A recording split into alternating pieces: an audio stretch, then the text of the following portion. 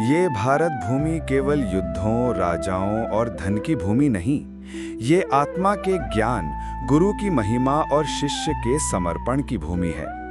और इसी धरती पर जन्म हुआ एक ऐसे गुरु का जिन्होंने वेदों को 4 भागों में विभाजित किया, महर्षि वेद व्यास।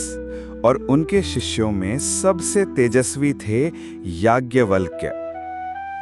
हिमालय की शांत वादियों में बसा था वेद व्यास का पावन आश्रम। चारों ओर ब्रह्मचारियों की वेद मंत्र ध्वनि गूंजती थी। वहीं एक युवा शिष्य याज्ञवल्क्य वेदों में पारंगत हो रहा था, तेजस्वी, बुद्धिमान, लेकिन भीतर कहीं एक बीज पनप रहा था, अहंकार का बीज।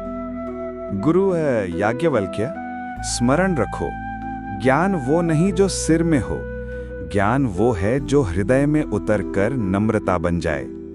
गुरुदेव से अधिक मुझे कुछ आता है, मैं आगे हूँ, तेजस्वी हूँ, शायद अब मुझे किसी गुरु की आवश्यकता नहीं। एक दिन गुरु वेदव्यास ध्यान से उठे और याज्ञवल्क्य को अपने पास बुलाया।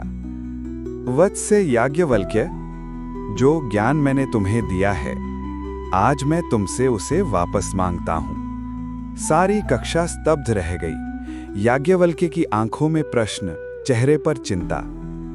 गुरुदेव, ऐसा क्यों? मैंने क्या अपराध किया? वत्स, जिस ज्ञान से अहंकार उपजता है वो ज्ञान नहीं, वो तो विष है। जब तक तुम अपने मैं को नहीं त्यागोगे, तब तक तुम सत्य नहीं जान पाओगे।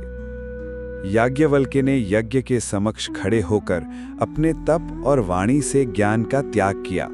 वो शून्य हो गया, लेकिन उस शून्यता में ही जन्म हुआ सत्य के बीज का। मैंने जो पाया वो मेरा था ही नहीं, अब मैं रिक्त हूँ, तैयार हूँ पुनः सीखने को। याज्ञवल्क्य ने वन में जाकर कठिन तप किया, कभी भूखा, कभी प्यासा, परंतु अब उसकी आत्मा में नम्रता थी, उसका मन शांत और हृदय गुरु के चरणों में समर्पित।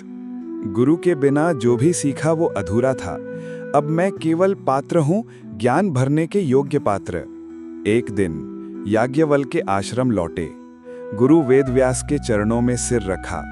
गुरु ने हाथ उठाया और उस क्षण ज्ञान केवल शब्द नहीं, वो अनुभव बन गया। अब तो योग्य है वत्स, अब मैं तुझे वही ज्ञान दूंगा, लेकिन इस बार वो तेरे अहंग में नहीं, तेरे आत्मा में उतरेगा। गुरु की कृपा से याज्ञवल्क्य ने एक नया वेद प्रकट किया, शुक्ल यजुर्वेद। ये वेद ज्ञान, कर्म और ब्रह्म की एकता का प्रतीक बना। गुरु वही होता है जो शिष्य के भीतर के अंधकार को पहचानता है और उसे प्रकाश में बदलता है। गुरु वही होता है जो शिष्य के मैं को भस्म करता है और उसे हम में रूपांतरित करता है। इस गुरु पूर्णिमा अपने भीतर के याज्ञवल्क्य को पहचानिए और अपने जीवन में उस गुरु को खोजिए जो केवल ज्ञान नहीं देता, बल्कि बोध कराता है।